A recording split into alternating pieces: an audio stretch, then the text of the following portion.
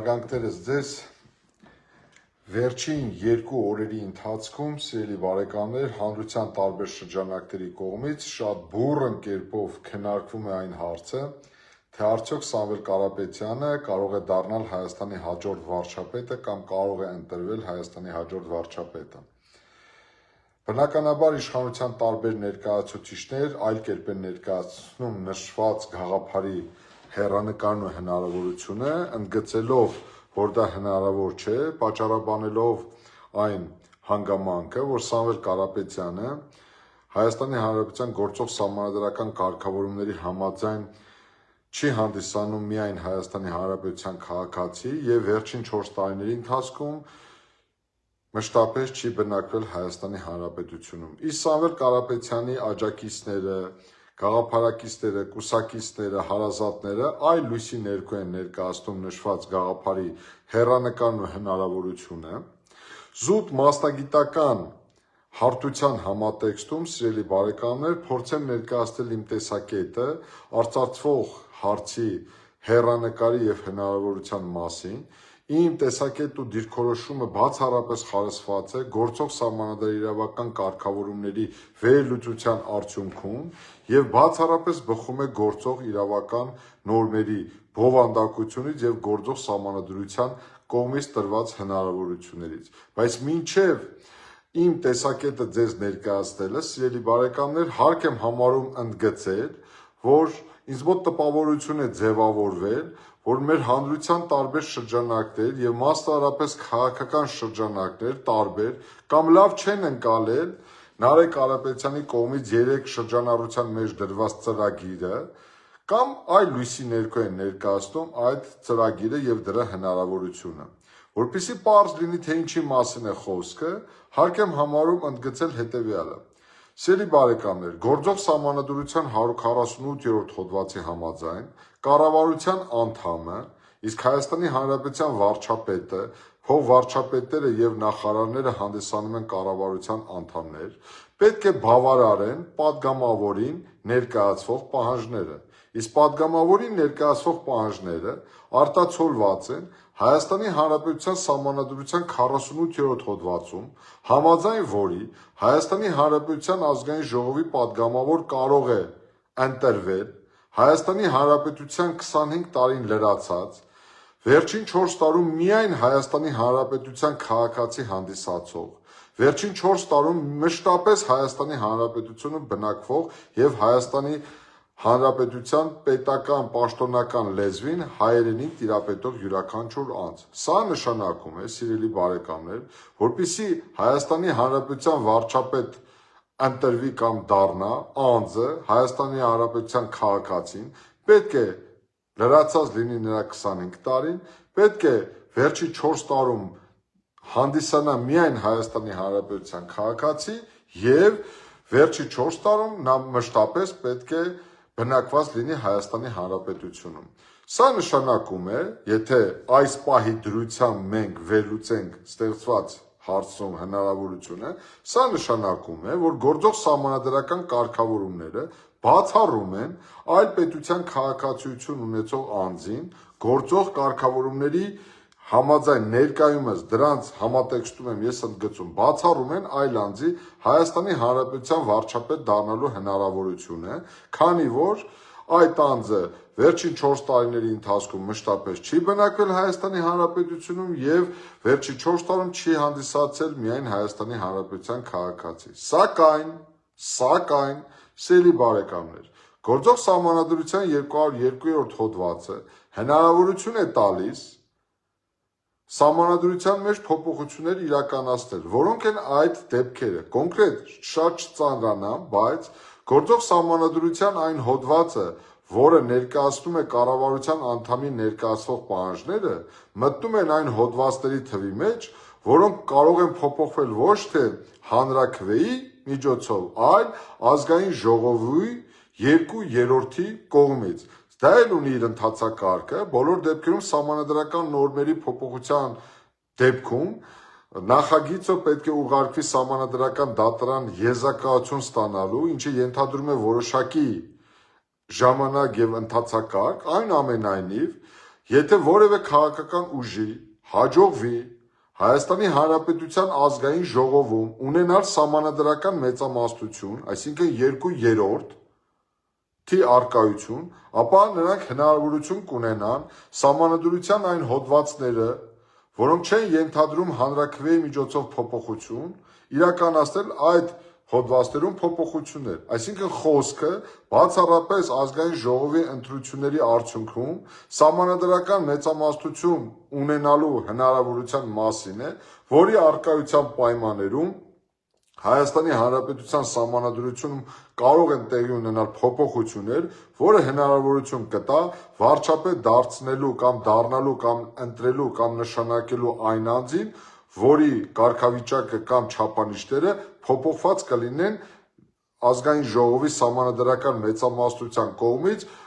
փոփոխության ենթարկված նորմի բովանդակությանը համապատասխան։ Հիմա վերադառնանք տառացիորեն 3 Նարեկ Կարապետյանի կողմից շրջանառության մեջ դրված ծրագրի էությանը, որպեսզի սիրելի բարեկամներ հստակ լինի իմ տեսակետը, հստակ լինի իմ խոսքը, ես ցանկանում եմ տառացիորեն ցիտել մեջ բերել Նարեկ Կարապետյանին։ Ինչ է ասել Նարեկ Կարապետյանը։ Նարեկ Կարապետյանը իրենց կուսակցության կողմից նախաձեռնված միջոցառման ժամանակ տառացիորեն հայտարարել է հետևյալը, որ ընտրություններից 20 օր անց ազգային ժողովի առաջին նիստում հանդես կգանք համապատասխան օրենսդրական փոփոխության որոշմամբ, որն է իրենց ծրագիրը, սա ընդգծում է Նարեկ Կարապետյանի խոսքը, եւ ժողովրդի վստահությամբ ու ազգային ժողովի մանդատով, որ թույլ տանք, որ միայն մեկ քաղաքացիություն ունեցող ցանկացած անձ դառնալ Հայաստանի Հանրապետության վարչապետ։ Այսինքն վերը նշվածից ենթադրվում է, որ իրենք ակնկալում են ընտրությունների ժամանակ ստանալ ձայների այնպիսի քանակ կամ վստահություն, որը հնարավորություն կտա իրենց ձևավորել սահմանադրական մեծամասնություն, այսինքն իրենք ազգային ժողովում ունենան այնպիսի ուժերի հաշվեկշիռ, որ իրենց ղեկավարած քաղաքական ուժը կարողանա ապահովել սահմանադրական մեծամասնություն 2/3 ներկայություն, որի պայմաններում իրենք կնախաձեռնեն սահմանադրական փոփոխություններ, իսկ այս ընթացքում, այսինքն մինչև ընտրությունները եւ ընտրություններից հետո Սամվել Կարապետյանը կնախաձեռնի այլ պետությունների քաղաքացիությունը դադարեցնելու գործընթաց, այսինքն մամուլում հրապարակված տեղեկությունների համաձայն Սամվել Կարապետյանը հանդիսանում է միաժամանակ եւ Ռուսաստանի Դաշնության քաղաքացի, եւ Կիպրոսի Հանրապետության քաղաքացի, եւ Հայաստանի Հանրապետության քաղաքացի, այսինքն այս ծրագրի էությունը ենթատեքստը մեկնաբանելիս ես այսպես եմ ընկալել այդ ծրագիրը, որ այս ընթացքում Սամվել Կարապետյանը սկսում է մի գործընթաց, որի արդյունքում ինքը դադարեցնելու է իր քաղաքացիությունը Ռուսաստանի Դաշնության, ինքը դադարեցնելու է իր Կիպրոսի Հանրապետության քաղաքացիությունը եւ ընտրություններից հետո ինքը փաստացի ունենալու է միայն մեկ Հայաստանի Հանրապետության քաղաքացիություն։ Հետևաբար, կրկնում եմ, եթե իրենց հաջողվում է ձևավորել սահմանադրական մեծամասնություն, այսինքն ազգային ժողովի ընդհանուր թվի 2/3 արկայություն, ապա իրենք նախաձեռնում են սահմանադրական փոփոխություններ, որի արդյունքում ըստ ներկայացված գաղափարի կամ ծրագրի, որքան որ ես հասկացա, դուրս են բերվում այն արգելքները, որոնք այս պահին առկա են, այսինքն Հայաստանի Հանրապետության Սահմանադրության 148-րդ հոդվածը ենթարկում է փոփոխության եւ այն պահանջները կամ արգելքները, որոնք սահմանված են, որ Հայաստանի Հանրապետության կառավարության անդամը, մասնավորապես վարչապետը, կարող է դառնալ վարչապետ այն դեպքում, երբ որ միայն հանդիսանում է Հայաստանի Հանրապետության քաղաքացի վերջին 4 տարում եւ վերջին 4 տարում մշտապես բնակվել է Հայաստանի Հանրապետությունում, ապա այդ արգելքները դուրս են բերվելու եւ ստացվում է, որ իրենց կողմից նախաձեռնված ծրագրի իրականացման պայմաններում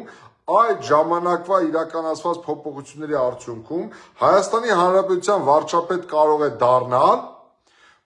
միայն Հայաստանի Հանրապետության քաղաքացի հանդիսացող անձ, այսինքն տարիքային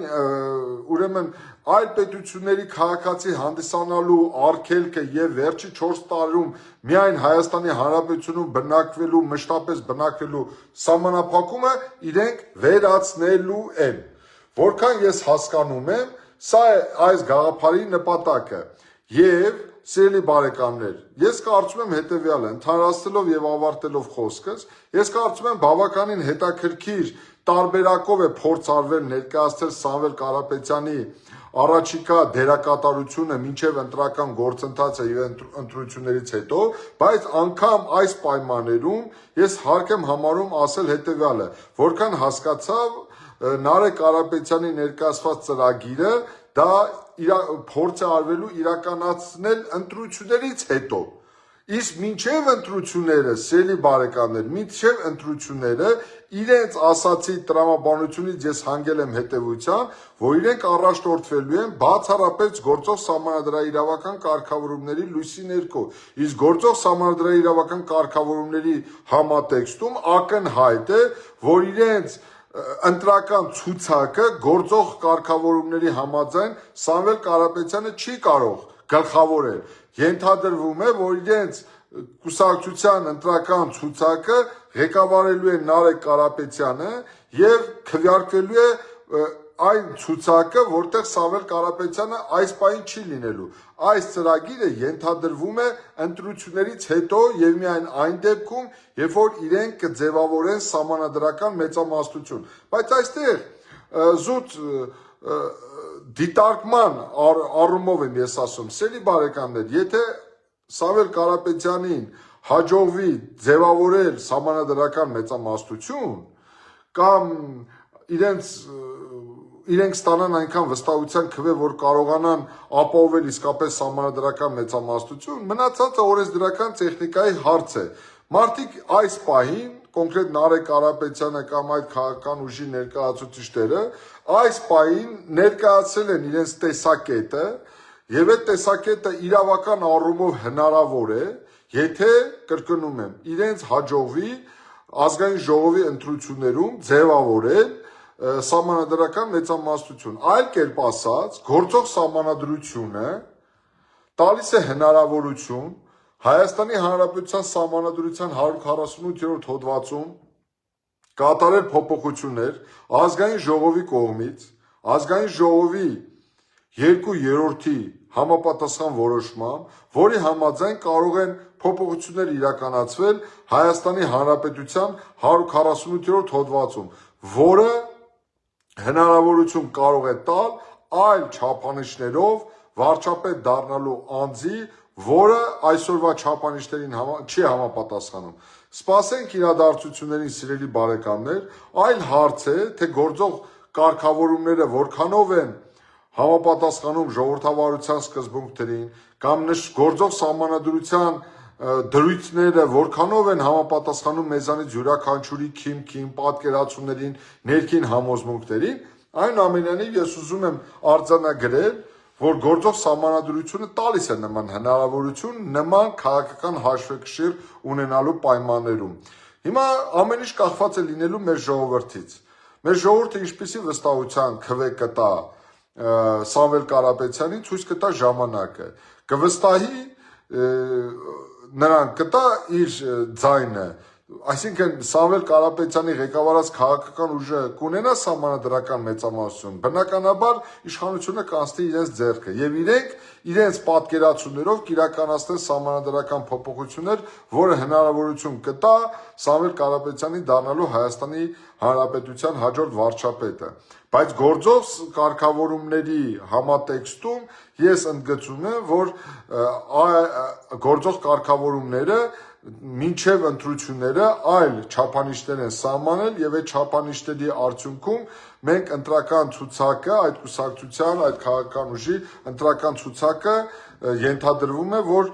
ոչ թե ենթադրվում է, այլ հնարավոր է, որ գլխավորի Նարեկ Կարապետյանը նոր ընտրություններից հետո կրկնում եմ, եթե իրենք ձևավորեն սահմանադրական մեծամասնություն, Նոր դրանից հետո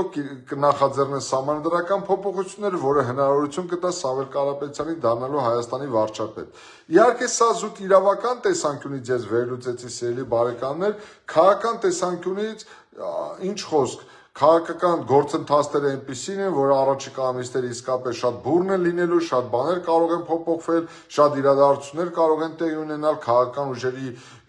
վարքագծում, քաղաքական ուրեմն ուժերի հաշվեկշռում կարող են փոփոխություններ տեղի ունենալ, կապրեն կտեսնեք, թե ինչպիսի զարգացումներ կլինեն, բայց ես իմ պարտքս համարեցի զուտ իրավական հարթության համատեքստում կատարել վերլուծություն, հիմք ընդունելով բացառապես գործող սահմանադրաիրավական կարգավորումները։